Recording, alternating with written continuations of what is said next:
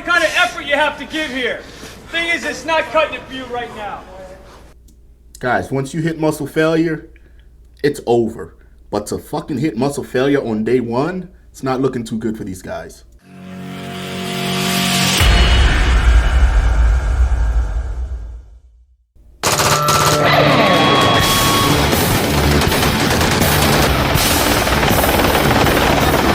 In war, there are no timeouts, no contrived popularity contests to decide life and death. This program is about the 83 young men of Class 234 and their 6-month-long struggle to become U.S. Navy SEALs in a training course called Basic Underwater Demolition SEAL Training, or BUDS. BUDS is far more than another reality television survivor contest. There is only one rule to remember. It pays to be a winner.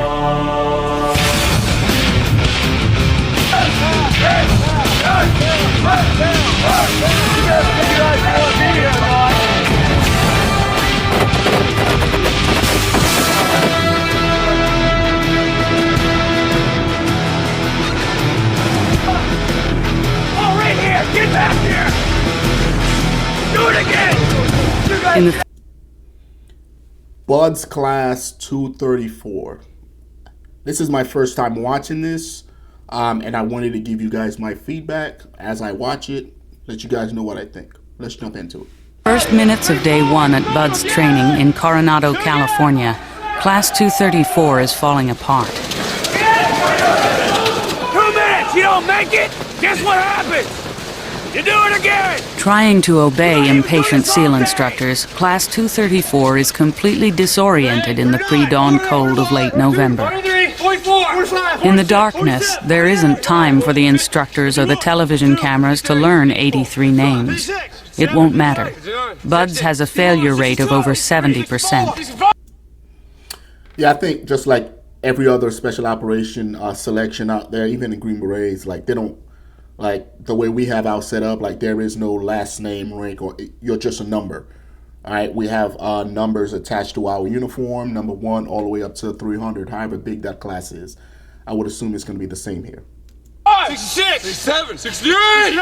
Of the 83 students pictured here, only 16 will graduate 6 months from now. 80, 81, 82, 83, 1, 2! Every student harbors an inner belief that he can become a Navy SEAL. But when seconds seem like hours, enduring the moment can challenge anyone's commitment. Oh, that was a saggy bat. You're on 7. You started out with 10 and you've knocked out 20 so far because you're sad. You're weak. Here's 8, 9, 10. I tell you what, when you're told to do something, you do it right. If you're doing a set of push-ups, you do them right. You want to screw off, I'll catch you every time and I'll make you pay. Sleeper over here. You will pay. I think the initial shock at every type of special operation type selection is to see what physical shape the candidates show up in. And I'm sure it's no different than this BUD class, right? Your first couple hours, you're getting your balls smoked in to see, did you take it serious? Did you take prepping seriously? Let's keep watching. And that goes for when I turn my back and I walk away. Because that's when I look at you the most. It's one way to get somebody fired up to get them moving is just give them extra pressure and say, you know what, every evolution I'm going to be watching you and paying attention and making sure that you're doing the same thing that all of your buddies are doing. Do it again! You guys get out of here! Making a guy realize that he has to put out equally with his buddies. Basis of teamwork is being able to have a little bit of self-motivation, be able to carry your own weight. What number are you on, Cheney? You're on 3! I didn't say 4!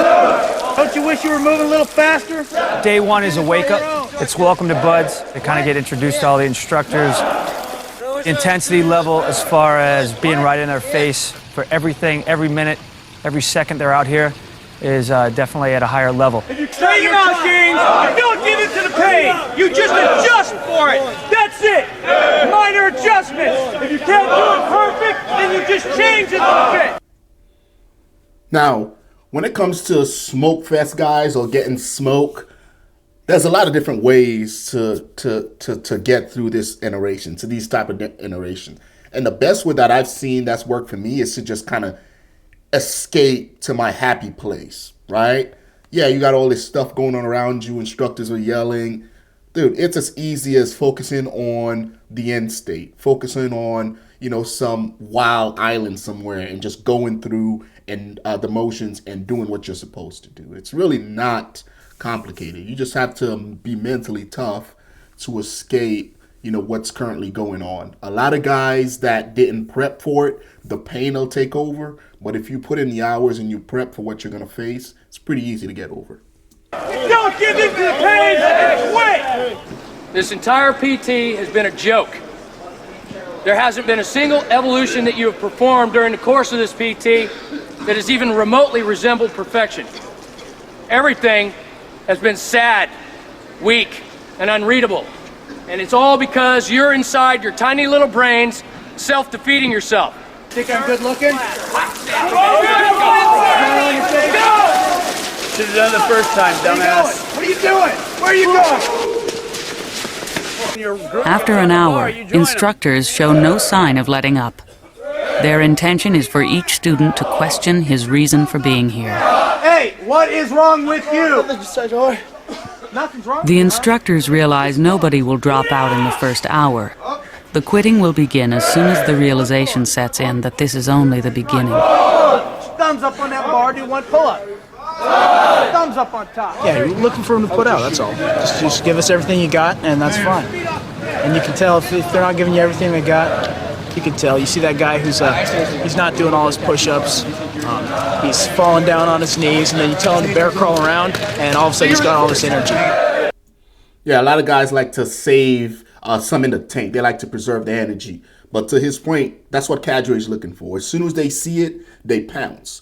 Because when you go to a selection process for a special operation, they expect you to give it 100% at every iteration. Once they see that you're conserving energy, dude, they're going to do everything that they can to make sure that you quit. And that's not what you want, right? And if you properly prep for this, you shouldn't have any issues. In SFAS, we have something similar. We go through 3 hours of log PT and 3 hours of rifle PT before the shit show starts. Same concept. They're looking for who actually put in the work to show up prepared. Because, guys, this is nothing. This is just PT. These guys should be able to fly right through this, right? Do a pull-up. Pull it up. Get up there. Dismount. Keep pulling. Keep pulling. Keep pulling. Keep pulling. Keep going. Keep going.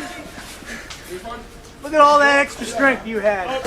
Class 234 is no different from any other BUDS class before it. For the most part, students range in age from 17 to 29 years old. Everyone is a volunteer. Get on the bar there, Butters. You should be all rested up by now. Maybe you can get one. Each student has his own reasons for being at BUDS. All right, there's one. I came here to BUDS to be part of the best team around. I like having my buddies that I can depend on, and I would like for them to be able to depend on me. We'll drop on down and... Nothing's promised here. You can only try your best. Just want to be one of the best. Just want to see if I can measure up to one of the toughest things out there. As dawn breaks over the exercise area, nicknamed the Grinder, the instructors see each student clearly for the first time. Excuse me, Mr. Hawley. Get it up! Get out of here! Get up there! What's up with these officers? Get up there! Shoemaker and Holly are officers who are drawing attention from instructors who demand that SEAL officers lead by example. That's what they need. That's what they're asking for. Yeah, you can't ask your man to go out there and do hard shit if you can't do hard shit yourself, right? So I agree 100%. Hey, dismount, Holly. Go get wet. Hit the surf zone. You don't even want to put out. Just utter defiance. We got 8 weeks to work with them, and you can scream and holler. Get up, Brown! I'm hoarse already, and it's not going to work. You got to let the time take care of it. And usually the same names will show up. Hey, stud boy. Who's a stud? Kreider. Get up there! You better be a heck of a runner, Kreider, because you're lousy at this. Come on! And there's a method to this madness, right? All the name calling, all the shit talking, it's meant to get inside your head, right? It's meant to see if you're mentally tough, because some guys can't handle that, right? The minute that cadre points out, dude, you're fat, you're out of shape, you can't do pull-ups, you can't do push-ups, you can't do anything, guys start to get in their heads and they start questioning, oh shit, can I do push-ups? Can I do sit-ups? Hell, I don't deserve to be here. And they start self-selecting. They start looking to the guy to their left, to the guy to their right. And they're like, fuck, I'm in the wrong place. And before you know it, they're gone. If the same names keep showing up and all the instructor staff feel that, this guy's not going to cut it, then he's going to get a little extra pressure. It's been a whole minute since your name's been yelled out too there, Shoemaker. Up, 1, down, up, 2, down, up, 3. Oh, come on, Shoemaker. Lock it out. Get on up there. Lock it out. Lock it out there, stud boy. Lock it out. All the way down, all the way up. 5, 6. Lock it out, stud boy. Get on up there. Who's that guy up front there? Hoffman. Get up! Get up there! Aren't you supposed to lead by example? Shoemaker. Oh, you remain there, Shoemaker. Get on up there, stud boy.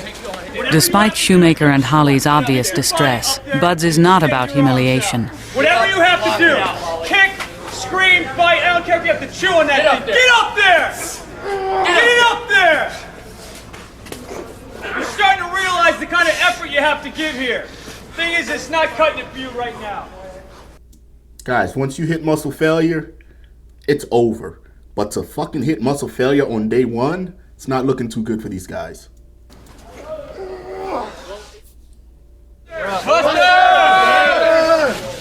Leadership is essential to class unity. Geddes is the officer in charge for Class 234. A 3-year veteran from the fleet, he is the leader the class relies on for stability. OIC, officer in charge. I'm just responsible for the welfare of the men out here. This is what I wanted to do for a long time. This is the best job there is in the Navy. Now, the only thing that's different between us, what we typically do during our selection process is, instead of putting an officer or a senior enlisted guy in charge, we'll typically find the youngest man in the class and we'll make him the class leader to start reinforcing leadership and what's expected of him if he makes it through selection, the Q course, and gets to a team. Working with highly motivated individuals and people who want to be here. If you want to narrow it down, it has to be the best job there is. 8, 9, 10, 11. After breakfast, a class muster reveals that one student is gone.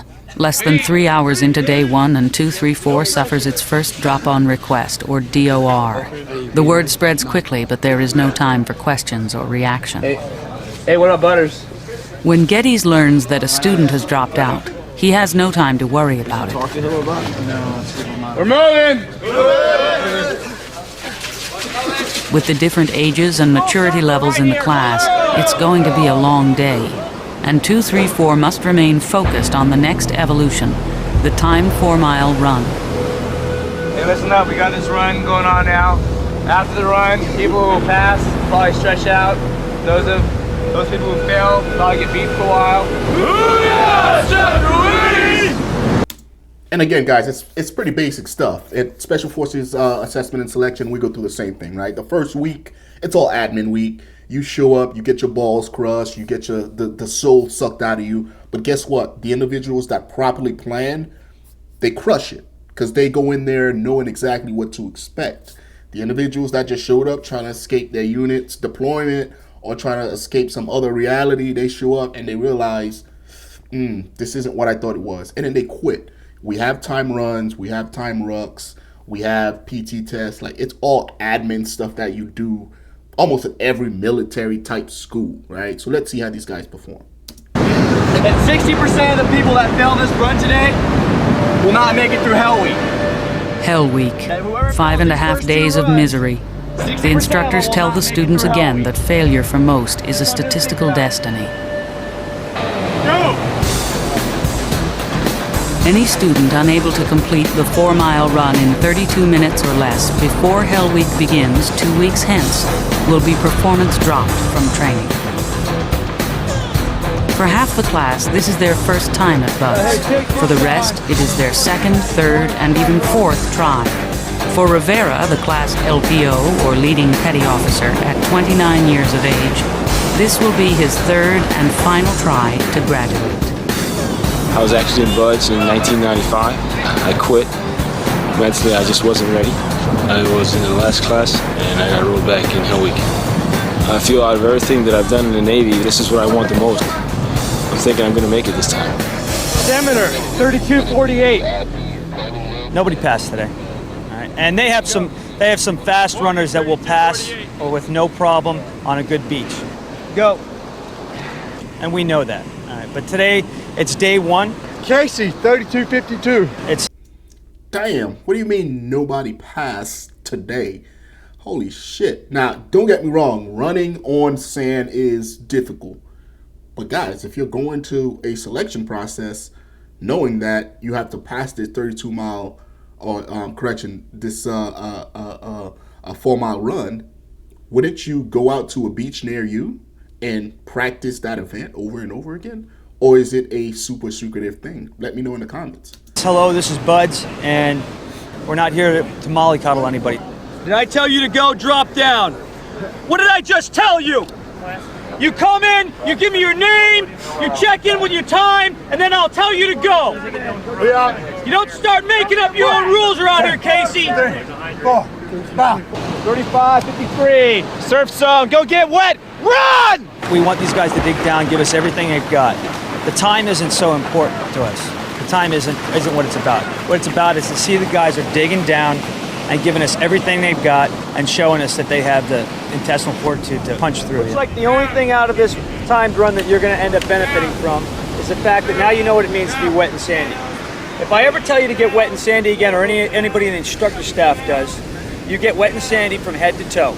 Just like you are now, you're completely covered. A lot of people don't understand what sandy is because they don't pay attention to detail. They don't discipline themselves to get fully sandy.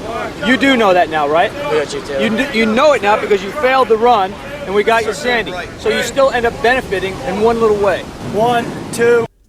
So now, is this by design? Do they fail that 4-mile run like the entire class because it's not doable? Let me know, guys, because for an entire class to fail, maybe it's by design. Let's keep watching. 3, 4, 1, 2, 3, 4. You're supposed to be the strong one, one that people look up to. I wouldn't even want to be under your leadership in a real team in the unlikely event you make it. Because your weakness, you could get yourself and teammates killed in a real life situation. You better figure out if you want to be here or not. You got a long way to go. Geddes is singled out for being physically unprepared when he reported to training. As the OIC, he is an obvious choice for close-up scrutiny from SEAL instructors. Although SEAL training is the same for both officers and enlisted men, BUDS instructors are experienced SEAL operators who hold their officers to a higher standard. Pressure is just always there for me. I mean, I'm always feeling. So and then Jake, maybe you can answer that for me, but what is the point of getting wet and sandy? Is it just because it's miserable? Is there a physical advantage? Is there a psychological advantage to it? Or guys just getting dirty just to get dirty? Let me know, guys. Some kind of pressure, especially as the OIC. I want you to take a look. You got your chest here, I got under your neck, I see your arm here. You got told to get sandy. Yeah. That means from head to toe. You're an officer as well, right? Yeah. Okay. Pay attention to detail. All right, yeah. You got to discipline yourself to do that. You got to do that so the guys are going to follow you. If you get given an order, it means do it properly the first time. Get sandy. Yeah. I guess the hardest thing to do is constantly stay motivated so you can complete every evolution and make sure you do it and just keep going every day. In between your legs. Geddes will get continuous pressure until he proves he is fit to lead. It is a challenge that he must win or risk losing control of Class 234 and being dropped from training. You're an officer. Make sure that you're leading from the front. You're setting the example, all right? Yeah. There's a lot of guys out here who are E1s and E2s. They're going to follow your lead. Yeah. So I'm going to hold you to a higher standard. Get out of here. Hurry up! After the run, Class 234 prepares for sea. Hey, knuckleheads, why don't you guys move down? The instructors hope that surf passage will cause more students to question their commitment to training and drop out. Right now it's a little small. We saw some bigger waves earlier this morning. You never know, though. It can pick up at any minute. Surf passage consists of boat crews racing each other through the surf in their 10-foot rubber rafts. Most of the class have never seen waves this big. Fellas, come on now. This is the fun part of the day.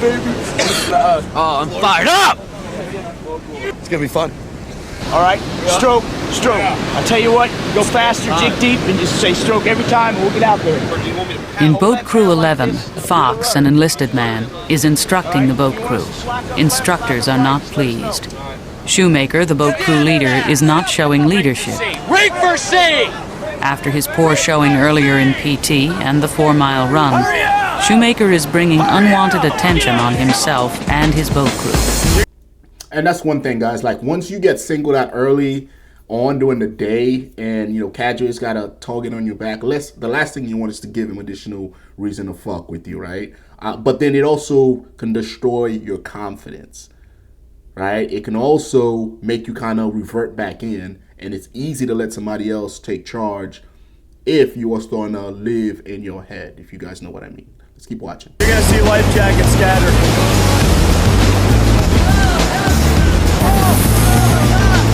Paddling rafts in high surf is more difficult and dangerous than it might appear.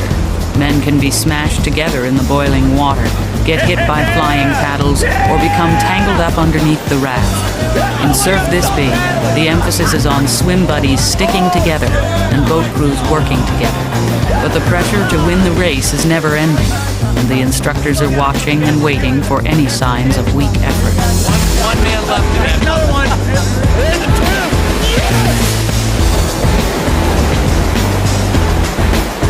You gotta put out, you can't be afraid, even when it's big. When it's time to go, you gotta go, and when it's time to sit back, you gotta sit back. This guy lost his battle. Go around him! It's a crew, damn it! Get the boat, extend an arm! No! Now, guys, I've had a chance to carry around Zodiacs whenever I was down at Sapper School, and it fucking sucks. Those suckers are fucking heavy. So let's see how these guys do. Let's do it again, fellas. Same race. Boat Crew 8 has won an earlier race and been allowed to rest before returning to the surf. Meanwhile, Holly and Boat Crew 3 receive a motivational timeout for their poor performance. Holly is learning. It pays to be a winner. First morning is, you just pretty much expect the worst. And it was pretty bad. They hammered us pretty good. I wasn't as prepared as I should have been coming in. Everybody but Demeter recovered. Boat crew is waiting to participate in a race. And you're holding them up right now. Instructors never forget a name, and neither will the class if the failure of an individual brings unwanted attention to the group. One of the ironies of BUD/S is that a student can excel in one event but fail in another. Demeter, the fastest runner in the morning run, is now singled out for his physical weakness. Hurry up, Demeter! Your boat crew's waiting on you! Nice. You guys need to get a heck of a lot more aggressive than you are. Guys, at this point, you're in your head. You're like, man, do I need to stay? Do I need to keep going? It's only day 2, and I'm sucking at life. All right, like, do I need to be here? All right, and it's just gonna keep fucking with you, and eventually you're gonna self-select, and you're gonna quit. Hey, low